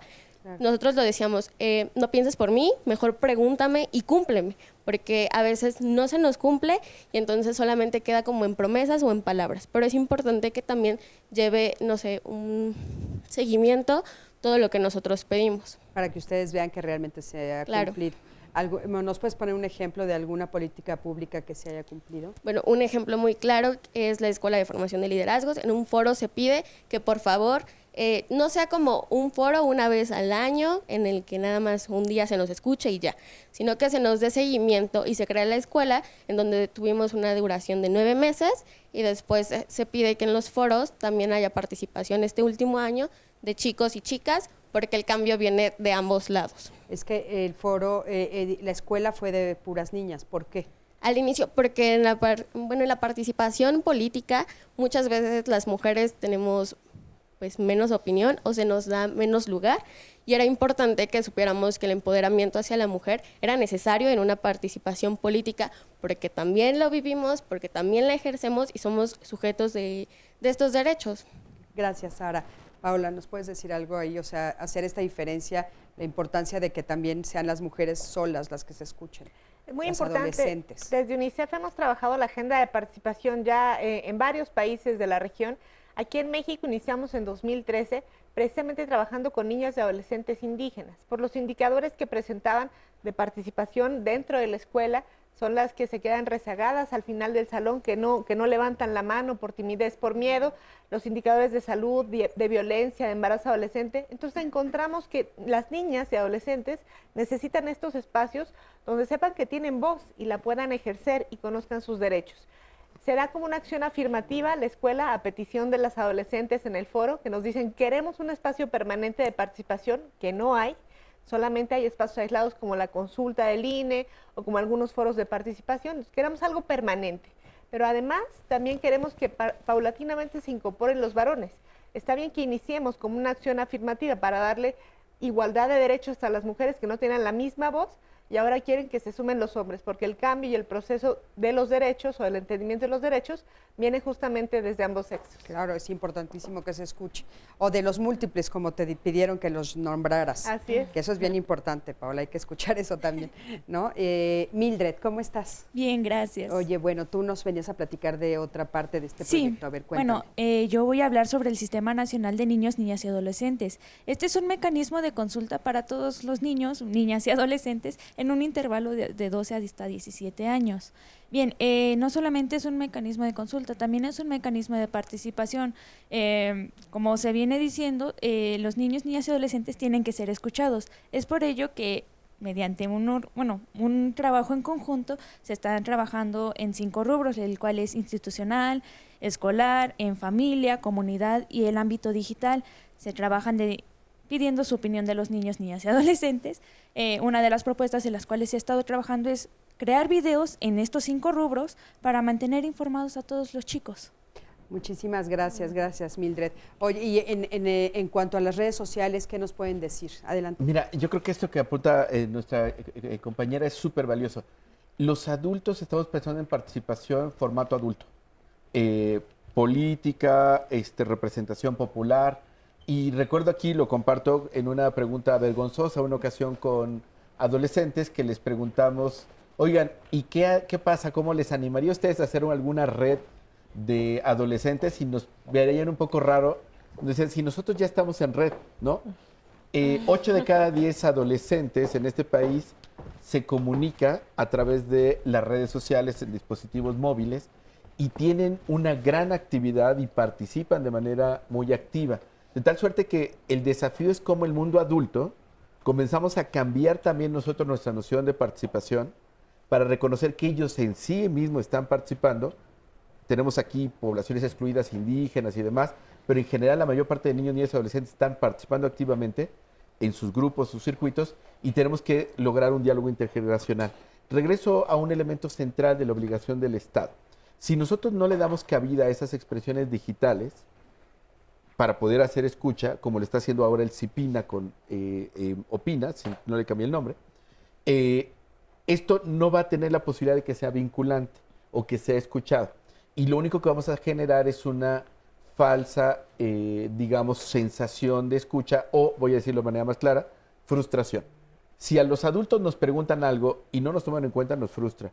Si a nosotros, adultos, ahora le preguntamos a niños y niñas, y no se observa que sea vinculante o tomada en cuenta su opinión, lo que estamos es enseñando una mala lección de democracia. Claro, por supuesto. Porque donde queda clara la simulación. Es un medio por el cual ellos se están comunicando importantísimo. Y que tenemos que cuidar, ¿no? Mucho. Todo lo que es a través de los medios digitales, las redes sociales, etcétera. Este fin de semana tuve la fortuna de estar en la Ciudad de las Ideas y estaban comentando que haya una cosa o a un medio o a una persona, así lo dijeron, a la que nadie le puede mentir, y es Google. Y de veras, increíble las estadísticas, porque ahí podemos saber lo que realmente están pensando los niños. Ahora, Clau, a mí me preocupa algo, lo que estabas comentando, rural. ¿Qué está pasando a nivel rural? Mira, ahorita que preguntabas, ¿qué con las TICs, qué con los medios? Digo, de acuerdo a estadística oficial disponible, por ejemplo, tenemos como media nacional el 31% de escuelas con disponibilidad a Internet.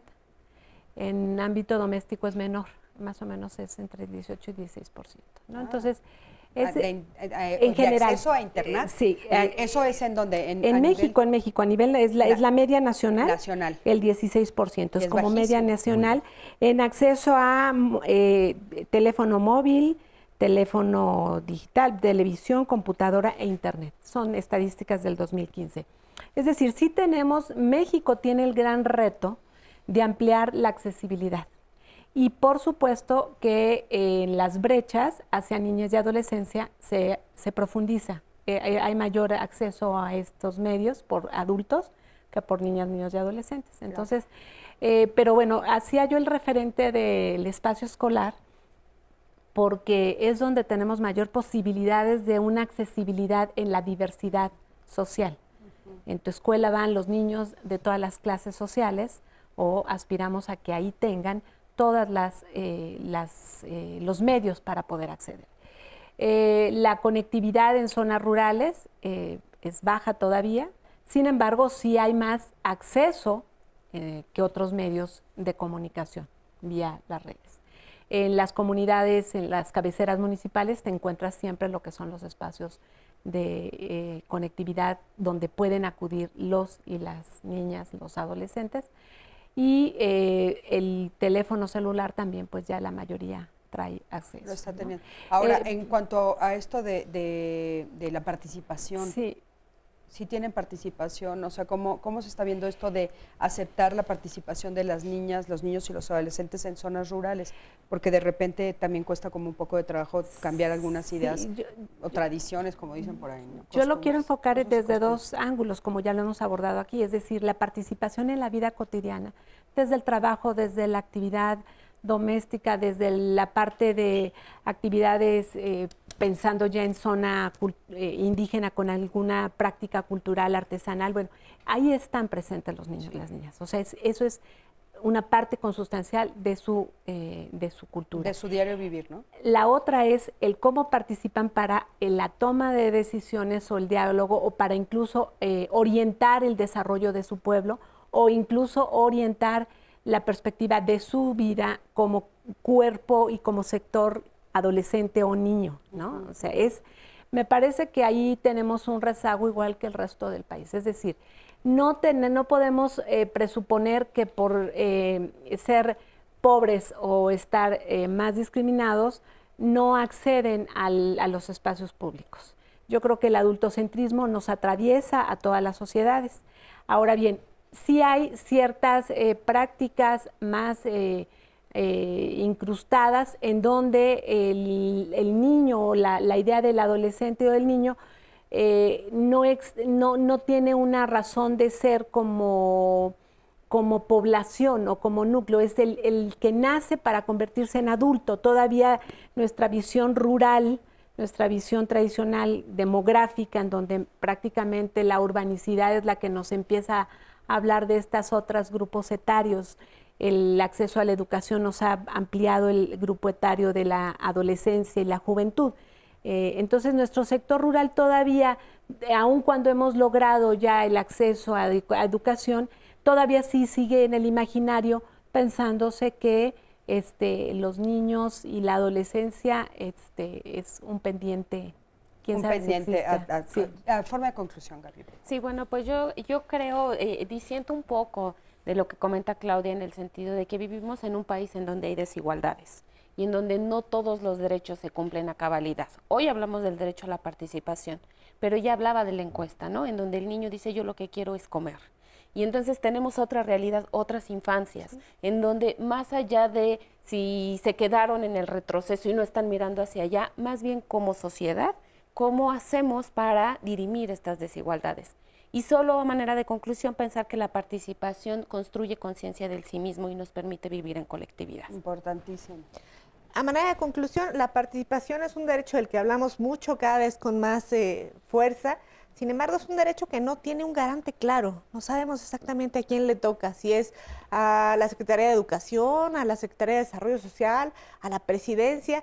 Sin embargo, es un derecho que a través de la Ley General de Derechos de Niños, Niñas y Adolescentes, de la Convención de Derechos del Niño, está ya reconocido, pero es un derecho que no tiene garante y no tiene presupuesto. Además, los indicadores de la participación, pues un poco conocidos, son un poco vagos. Entonces, tenemos que afinar esto si queremos realmente hacer que este derecho sea exigible y que lo conozcamos tanto adultos como los niños y las niñas. Clau, sí, quería nada más decir, el Estado es el garante del derecho a la participación y lo que hemos hecho desde el Sistema Nacional de Protección a través de las distintas instancias que hemos creado, estamos planteando que cada dependencia construya mecanismos de participación desde el ámbito de su política pública, para que haya el espacio de participación. Y al plantear el espacio de participación, tienen que plantear el mecanismo por el cual van a incluir lo que están escuchando, pero también, si no, el de rendición de cuentas. Es decir, sí creo que el garante es el Estado mexicano. Sí, bueno, tiene que ser. Y cada dependencia Ahora, tendrá que un poco asumir. lo que dice Paola, ¿quién en el Estado mexicano, no?